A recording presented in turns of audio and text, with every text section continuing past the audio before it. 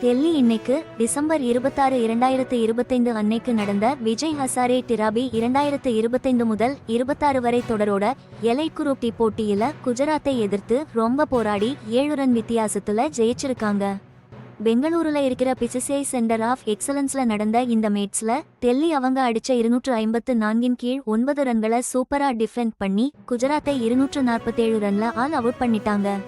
டெல்லி அணிக்காக star batsman Virat Kohli 61 பால்ல 77 ரன்கள் அடிச்சு கலக்கினார்.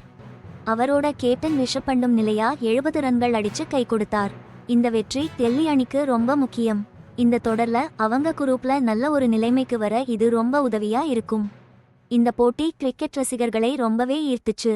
நாள் முழுக்க லைவ் ஸ்கோர், மேட்ச் டீடைல்ஸ் பத்தி தெரிஞ்சுக்க ஒரு பெரிய ஆர்வம் இருந்துச்சு. டெல்லி ஜெயிச்சதுனால இந்த முக்கியமான உள்நாட்டு 50 ஓவர் தொடர்ல பிளே ஆஃப் சுற்றுக்கு போறதுக்கு அவங்களுக்கு இப்போதே ஒரு நல்ல வாய்ப்பு கிடைச்சிருக்கு. குஜராத் டாஸ் ஜெயிச்சு முதல்ல பவுலிங் பண்றதுக்கு முடிவு பண்ணாங்க. டெல்லி அணியோட ஆட்டம், விக்கெட்டுகள் தொடர்ந்து விழுந்துகிட்டே இருந்தாலும் கோலியோட அதிரடியான 77 ரன்கள் அப்புறம் பந்தோட நிதானமான 70 ரன்களை சுத்தித்தான் இருந்துச்சு. ஆரம்பத்துல விக்கெட்டுகள் விழுந்தப்ப 13 பவுண்டரி ஒரு சிக்ஸரோட கோலி அடிச்ச இந்த ரன்கள் அணியோட ஆட்டத்தை நிலைநிறுத்தி ரன் ரேட்டையும் வேகமா ஏத்த உதவுச்சு. வெறும் 29 பால்ல தான் அவர் தன்னோட அரை சதத்தை எடுத்தார். குஜராத் தரப்புல பவுலர்கள்ல விமல் ஜெயஸ்வால் ரொம்ப சிறப்பா பவுலிங் பண்ணாரு. கோலி, பந்த்னு முக்கியமான 4 விக்கெட்டுகளை எடுத்த அவர் டெல்லிய 50 ஓவர்கள்ல 9 விக்கெட் இழப்புக்கு 254 ரன்கள்ல கட்டுப்படுத்தினார். பதிலுக்கு இறங்கிய குஜராத் அணி ஒரு நல்ல சேசிங்க காட்டினாங்க. ஆட்டத்தோட பெரும்பாலான நேரம் அவங்களுக்கு வெற்றி வாய்ப்பு இருந்துகிட்டே தான் இருந்துச்சு.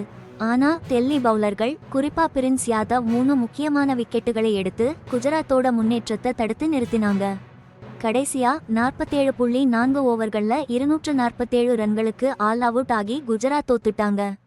டெல்லி அணி வெறும் 7 ரன்கள் வித்தியாசத்துல ஒரு சூப்பரான வெற்றியை பதிவு பண்ணாங்க.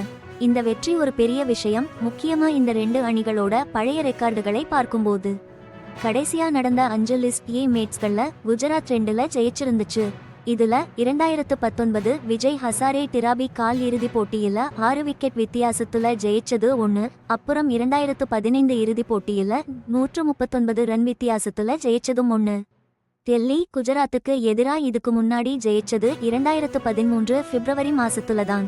அதுவும் 8 விக்கெட் வித்தியாசத்துல ஜெயிச்சிருந்தாங்க. இன்னைக்கு கிடைச்ச இந்த வெற்றி டெல்லிக்கு ஒரு முக்கியமான திருப்பு முனையா அமைஞ்சிருக்கு.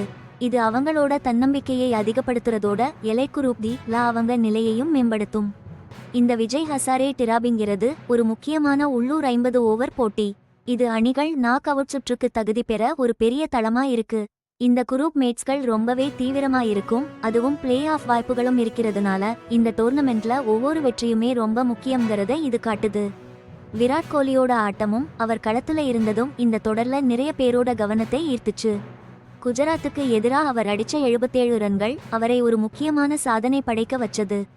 இதன் மூலம் கிரிக்கெட் வரலாற்றிலேயே லிஸ்ட் ஏ போட்டிகள்ல அதிகபட்ச சராசரி வச்சிருந்த ஆஸ்திரேலியாவோட மைக்கேல் பெவானை பின்னுக்கு தள்ளி இப்போ விராட் புது சாதனையை படைச்சிருக்காரு. டெல்லி அணியை வழிநடத்துன ரிஷப் பந்தும் ஒரு முக்கியமான அரை சதம் அடிச்சு அணியோட பேட்டிங்கை மேலும் பலப்படுத்தினாரு. இந்த ஒரு போட்டியோட மட்டும் இல்லாம 2025 முதல் 26 வரை விஜய் ஹசாரே டிராபி தொடர்ல வேற பல சுவாரஸ்யமான நிகழ்வுகளும் இருக்கு. உதாரணத்துக்கு உத்தரகாண்ட் வேகப்பந்து வீச்சாளர் தேவேந்திர போரா மும்பைக்கு எதிரா நடந்த ஒரு தனிப்பட்ட போட்டியில இந்திய கேப்டன் ரோஹித் சர்மாவை முதல் பந்திலேயே அவுட் ஆக்கி ஒரு பெரிய பரபரப்பை கிளப்பினார். இது இந்தியாவோட உள்நாட்டு கிரிக்கெட்ல உருவாகி வர்ற திறமைகளை வெளிக்காட்டுது.